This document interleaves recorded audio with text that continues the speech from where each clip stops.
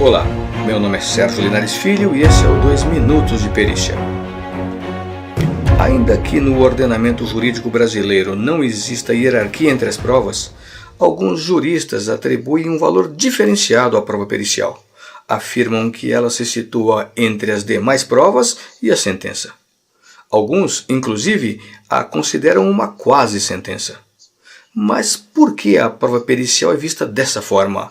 E, mais do que isso, se é assim, como em alguns casos o juiz rejeita uma prova pericial? São duas questões interessantes. Eu vou comentá-las separadamente. Primeiro, a majoração do valor da prova pericial é totalmente compreensível. A meu ver, inclusive, a prova pericial bem construída e devidamente fundamentada é, para os conflitos que dependem da prova, não somente a prova, mas a conclusão, a própria sentença. Embora não tenha de se ater a qualquer prova, o juiz, em regra, não tem conhecimento necessário para rejeitar uma prova pericial com essas características. Se o fizer, estará agindo mal e, com toda certeza, terá sua sentença reformada pelo tribunal. Esse fato decorre de características específicas da prova pericial e do contexto em que ela é construída. A autonomia e imparcialidade do perito, a independência das constatações em relação à memória de quem as realiza, sua base científica incontestável, além da possibilidade de ser compreendida racionalmente. Observem, nesses casos, no caso das provas periciais com essas características, o perito, de fato, é o próprio juiz.